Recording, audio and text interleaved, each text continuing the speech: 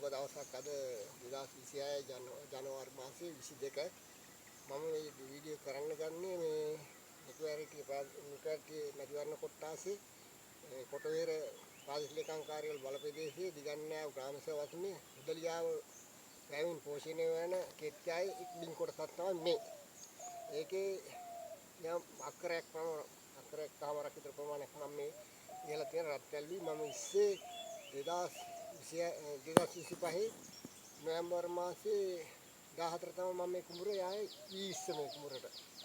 එලා මේවා කරාට පස්සේ දවස් 10ක් විතර ගත වෙනකොට මේකට අර පහුගිය දවස්වල ගම් වතුරට මේක සම්පූර්ණ යට ගියා මේ වෙල්ලා ඔක්කොම යට වෙලා වතුරේ යට වුණා. මේ දවස් 5ක් 6ක් විතර අඩි 4ක් 5ක් විතර ජල මට්ටමක් රැඳිලා තිබ්බා මේකේ. මේ ඊට පස්සේ වතුර බහලා ගියාට පස්සේ ඇවිල්ලා බලපුවම මේ කුඹුර ගන්න දෙයක් නෑ විනාශ වෙලා තිබුණේ. මොකද මේ වතුරෙන් ගොම කුණු වෙලා.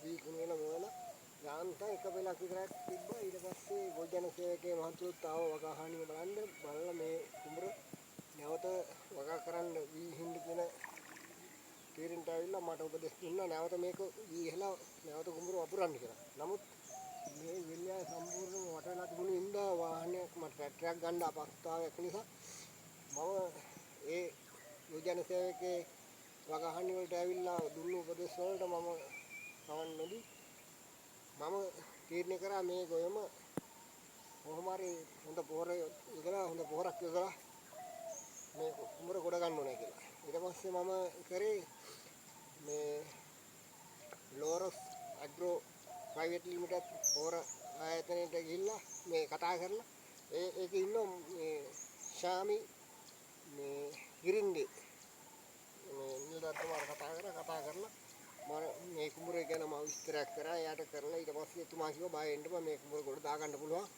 මේ හොඳ පොහොරක් වෙනවා ඒක යොදා දෙන්න ගන්න කියලා.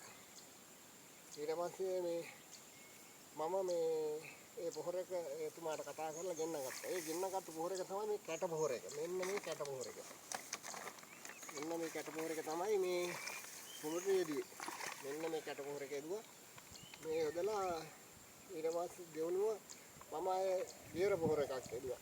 එතුමාගේ උපදෙස් පරිදි මෙන්න මේ දියර පොහොර එක. මෙන්න මේ දියර පොහොර එක. ලෝරස් ලිප්ටික් මේ දියර පොහොර එක තමයි මේ එදුවේ.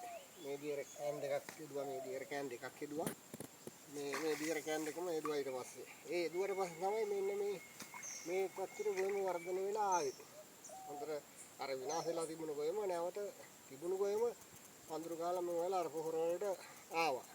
ඉතින් මේ පොහොර එක හොඳ ගුණාත්මක පොහොර එකක් කියලා මට කියන්න පුළුවන්. මොකද ගිය කන්නේත් මම මේ ලෝරස් ඇග්‍රෝ ලිමිටඩ් මේ පොහොර ආයතනෙන් තමයි පොහොර ගෙනලා මේ කැට පොහොර එකයි මේ දියර පොහොර එකයි තමයි මම ගැහුවේ ගිය සැරේ. හොඳට මේ වගේ හොඳ වර්ධනයක් තිබුණා ගොයමේ.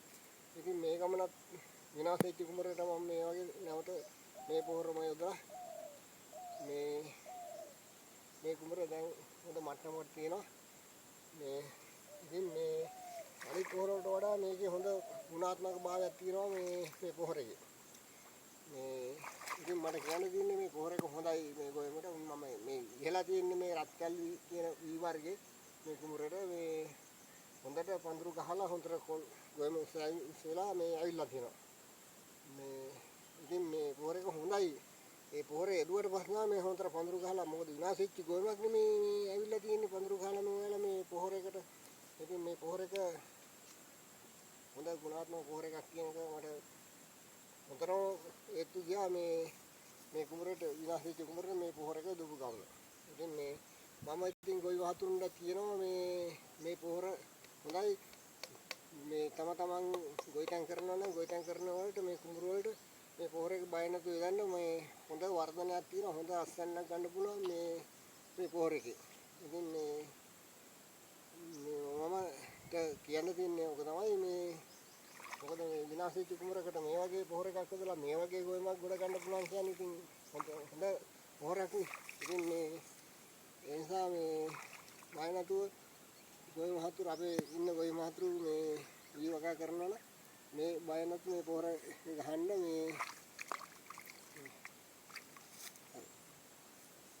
ඔබන්නේ එතනම.